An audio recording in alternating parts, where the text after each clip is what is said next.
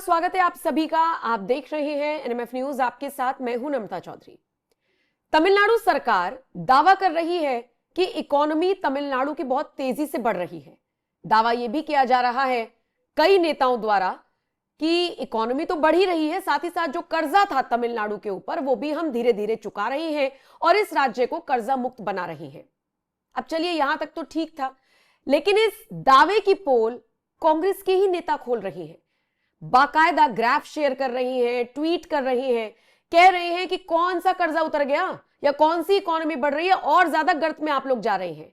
सवाल ये उठता है कि कांग्रेस के जो नेता हैं या कांग्रेस के साथ जो गठबंधन वाले नेता हैं या जो डीएमके है, वो तो दावा कर रही है कि सब बढ़िया, सब चंगा चल रहा है, और कांग्रेस कह रही है कि नहीं, ऐसा कुछ नहीं है, सब कुछ गर्त में जा रहा है। यानी कि इंडिया गठबंधन के बीच में सब कुछ ठीक नहीं है तमिलनाडु में। राहुल गांधी के खेमे के नेता अगर सवाल उठाएंगे डीएमके पर, तो सवाल तो उनसे भी पूछा जाना चाहिए कि आप लोगों में भी सब कुछ ठीक चल रहा है या नहीं, कहीं तो टिक कर रहोगे या नहीं। आप तमिलनाडु में, बिहार के बाद अब बारी तमिलनाडु की है। आज इसी को समझने की कोशिश करेंगे, कौन नेता है, किसने दावा किया, किसने इस दावे की पोल खोली, राहुल गांधी से उनका कनेक्शन कैसे है। पंकज जी मेरे साथ जुड़े हुए हैं। पंकज जी मेरे वरिष्ठ सहयोगी हैं। पंकज जी, समझाइए जरा विस्तार से, क्या स्टालिन से पंगा ले रहे हैं राहुल गांधी, अपने खेमे के नेताओं को आगे कर रहे हैं कि जाओ लड़ो? नहीं नहीं, राहुल गांधी पंगा नहीं ले रहे हैं, बड़ा कैलकुलेटेड मूव है और वो मैं बता रहा हूं कैसे। तो सबसे पहले खबर बता देता हूं कि डीएमके की तरफ से एक ट्वीट किया गया और जिसमें यह दावा किया गया कि भाई तमिलनाडु में इकोनॉमिक ग्रोथ बहुत अच्छी है और हमने कर्ज में डूबे हुए राज्य को निकालकर कर्ज के भंवर जाल से उसको विकसित राज्य बना दिया। यह डीएमके का ट्वीट था। अब उसी ट्वीट पर जवाब देते हुए प्रमोद चक्रवर्ती हैं, राहुल गांधी खेमे के नेता, बहुत क्लोज है राहुल गांधी। प्रवीण चक्रवर्ती। उन्होंने कहा, प्रवीण चक्रवर्ती, तो प्रवीण चक्रवर्ती जी ने कहा कि काहे का निकाल दिया, आज भी सबसे ज्यादा कर्ज में तमिलनाडु डूबा हुआ है। और उन्होंने बाकायदा पूरा ग्राफ वगैरह शेयर करके बताया कि तमिलनाडु सबसे ज्यादा कर्ज लेने वाला भी राज्य है और कर्ज नहीं चुकाने वाला भी राज्य है, कि अगर भारत के साथ ना होता तो पाकिस्तान से ज्यादा बुरी हालत होती। ये अब मैं हैरान कि यार डीएमके के ट्वीट पे जवाब देना चाहिए था एआईएडीएमके को, कांग्रेस मतलब बीजेपी को या विजय को। ये राहुल गांधी टीम का कोर सदस्य डीएमके की ऐसी की तैसी किए हुए। फिर मैंने तमिलनाडु के अखबारों को देखना शुरू कर दिया, ऑनलाइन भी। पता चला कि ये जो प्रवीण चक्रवर्ती है ना, वो 10 दिन पहले विजय से मिले हैं, टीवी के वाले सुपरस्टार विजय से। मैंने वो खबर पढ़ी तो मुझे लगा कि क्या विजय और कांग्रेस में गठबंधन होने वाला है क्या? तो इसका जवाब है शायद। अब पूछे क्यों? डीएमके जैसे अस्थाई पार्टनर को छोड़कर कांग्रेस विजय के पास क्यों जाएगी, जिसके जीतने के चांसेस नहीं है? सही बात। तो इसका जवाब यह है, हाँ, इसका जवाब यह है कि तमिलनाडु में डीएमके जीते या हारे, कांग्रेस को बहुत ज्यादा फर्क नहीं पड़ता। एक मिनिमम पार्टनर है, मतलब सिर्फ छू के है कि हम हैं डीएमके के साथ। लेकिन कांग्रेस का अभी पूरा फोकस है केरला। और ये जो विजय हैं, जो सुपरस्टार विजय है, ये एक संस्था चलाते थे, विजय मक्कल कोच्चि। और ये संस्था कहां चलाते थे पता है? केरला और तमिलनाडु में, दोनों में। और बड़ी फैन फॉलोइंग है विजय की केरला में। और उसी विजय मक्कल कोच्चि को ही मिलाकर टीवीके बना दिया गया, पॉलिटिकल पार्टी। इनके जो फैन बेस था ना, उन्हीं दोनों को मिला के। तो कहने का मतलब है कि विजय का इन्फ्लुएंस केरला में बहुत अच्छा है और लोग बताते हैं कि 2% वोट विजय के नाम पे वहां पड़ सकते हैं। तो कांग्रेस ने सोचा कि तमिलनाडु में जीते या हारे हमें क्या मतलब, अगर विजय हमारे साथ हाथ मिला लेते हैं और केरला में हमारे साथ आ जाते हैं तो 2% स्विंग, यानी मैं केरला में सरकार बना लूंगा। तो केरला में कांग्रेस की सरकार होगी, मैं बेनिफिट में रहूंगा, और तमिलनाडु में डीएमके जीत भी जाएगी तो मुझे क्या मिलना। इसी सिलसिले में यह प्रवीण चक्रवर्ती मिले थे विजय से। Point number 1। अब देखिए, रही बात तमिलनाडु की इकोनॉमी की। मैं इकोनॉमी बताने से पहले एक आपको मोटा मोटी आंकड़ा दे देता हूं कि पिछले विधानसभा चुनाव में क्या हुआ था। पिछले विधानसभा चुनाव में 40% के आसपास वोट डीएमके गठबंधन को मिला था, जो भी सत्ता में।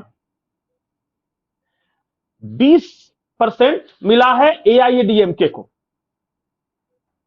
6 से 7% मिले थे बीजेपी को। इसी तरह 5% वोट कांग्रेस को मिले थे और 6% वोट मिले थे उनका एनटीके को। और बाकी जो 11% में छोटे मोटे दल थे, अंबु मनी रमादोस अगली पार्टी। अगर इस आंकड़े को देखिएगा, मैं आपको भेज दूंगा आंकड़े वो, तो 40% डीएमके है, उसमें से कांग्रेस भी है 5-6%। कांग्रेस हट जाती है वहां से तो डीएमके को कितने परसेंट का असर पड़ेगा? 2-4% का तो पड़ेगा ही, कम हो जाएगी। डीएमके आ जाएगी 36% पे। ठीक है, एआईडीएमके को 20% है। इसी चुनाव में 10% के आसपास बीजेपी ने वोट टच किया, तो 20-10-30 ये हो जाती है। तो श्योर शॉट बता रहा हूं कि अंबु मनी रमादोस की पार्टी आ रही है एनडीए में, बातचीत हो गई है। और एक पीएमके आ रहा है, तमिल मनीला नहीं, पीएमके कोई पार्टी है वहां, ये याद नहीं है कि वो कौन, वो आ रही, वो दलितों की पार्टी है। तो ये 4 पार्टियां मिलकर गठबंधन बने, इनका वोट परसेंट पहुंच जाता है 35% के आसपास। अब आगे डीएमके और ये गठबंधन बराबरी पर। अब तीसरा एंगल है वहां विजय वाला एंगल। मैं तमिलनाडु के लगातार अखबारों को देख रहा हूं ऑनलाइन, हर कोई यह बता रहा है कि कम से कम 10 से 15% वोट तो विजय को मिलेंगे ही मिलेंगे। अच्छा, तो 10 से 15% ये वोट विजय को मिलेंगे, वो किसके ज्यादा मिलेंगे? एआईएडीएम के गठबंधन को या डीएम के गठबंधन को? यहीं पे सारा खेल है। और तमिलनाडु की ये प्लॉट अभी से तैयार किया जाए, कुछ नहीं है, ये तो सही आप कह रहे हैं, कैलकुलेटिव मूव है। कैलकुलेटेड मूव है। और कांग्रेस को केरला में सरकार बनाना है। तमिलनाडु में डीएमके बनाया या नहीं बनाया, राहुल गांधी का टेंशन वो नहीं है, वो टेंशन स्टालिन का टेंशन है। अब आ जाइए दूसरे एस्पेक्ट पे।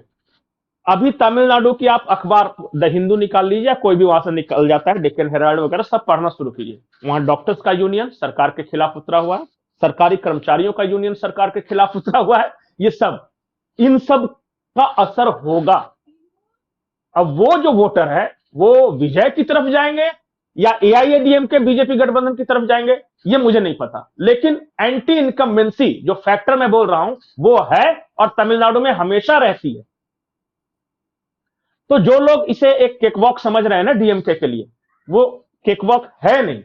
और इस बात का अंदाजा लग गया है राहुल गांधी को कि डीएमके का हम कितना भी साथ दें, वो जीतेगा या नहीं जीतेगा इस बात की गारंटी हमें नहीं है, लेकिन अगर हम विजय का साथ दे देंगे तो केरला जीतेंगे, इस बात की गारंटी।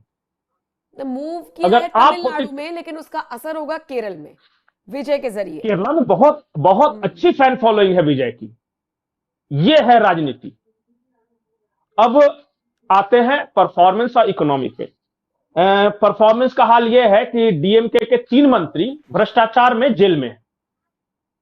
सेंथिल बालाजी वगैरह का आपने प्रकरण सुना होगा।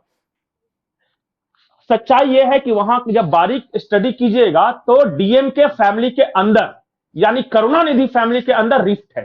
पूछे रिफ्ट क्या है? स्टालिन के बेटे हैं उदयनिधि स्टालिन, वो कंप्लीट कमांड चाहते हैं पार्टी पे कि अगला मैं। अब कनिमोजी हैं और एक और है, इससे पहले आईटी मिनिस्टर थे इसमें, उनका मैं नाम, वो भाई हैं उनके। तो ये चाह रहे हैं कि भाई हमारा हिस्सा क्या हुआ, हमारा क्या होगा। कोई अजागिरी, मैं उनको बता दूंगा, वो सन टीवी के सीईओ थे, बाद में वो फंसे भी थे टेलीकॉम वाले घोटाले में।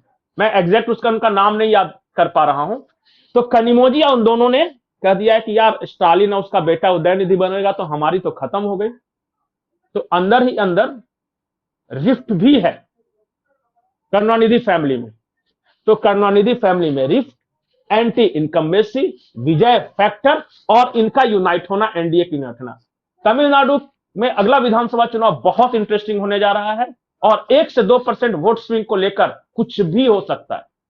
तमिलनाडु में आज तक किसी की सरकार रिपीट नहीं की है, नम्रता याद रखिए, ये वहां का इतिहास है। चलिए ठीक तो इस फैक्टर को भी हमें याद रखना होगा। इसमें अब राहुल गांधी के मूव के बारे में आप बताइए कि उन्होंने स्टालिन को धोखा दिया या अपना फायदा करवाया? नहीं, अब तो जाहिर सी बात है, शुरुआत में आपने बिल्कुल कह दिया कैलकुलेटिव मूव है। जब आप इसका पूरा आंकलन करेंगे, दर्शकों के हवाले में इस वीडियो को अब छोड़कर जा रही हूं, निश्चित तौर पर एक कैलकुलेटिव मूव लेने की कोशिश की है, बशर्ते उनका ये मूव जैसा वो सोच रहे हैं उनके हिसाब से हो तब। बाकी अक्सर वो करने चलते हैं काम और हो कुछ और जाता है, ये अक्सर कहा भी जाता है। लेकिन ठीक है, अगर देर आए दुरुस्त आए, उनको समझ में आया कि और है, पहले एक चीज और है, चिदम्बरम और उनके बेटे आजकल थोड़ा नाराज चल रहे हैं। अब ये पूछिए क्यों? पुराना केस है, खोला है यहां केंद्र सरकार ने। चिदम्बरम और उनके बेटे कार्ति चिदम्बरम का मानना है कि अगर कांग्रेस आलाकमान हमारे साथ अच्छे से खड़े होती तो इसको हम मिनिमाइज कर सकते थे, लेकिन हमें अकेला छोड़ दिया गया।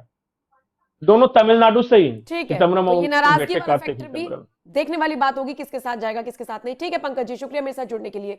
दर्शकों के हवाले ये खबर, ये चर्चा बहुत विस्तार से पंकज जी ने आपको समझाने की कोशिश की। बताइएगा जरूर आप इस पर क्या राय रखते हैं। बाकी अपडेट्स के लिए एनएमएफ न्यूज की वेबसाइट www.newsnmf.com पर भी आप विजिट कर सकते हैं। शुक्रिया।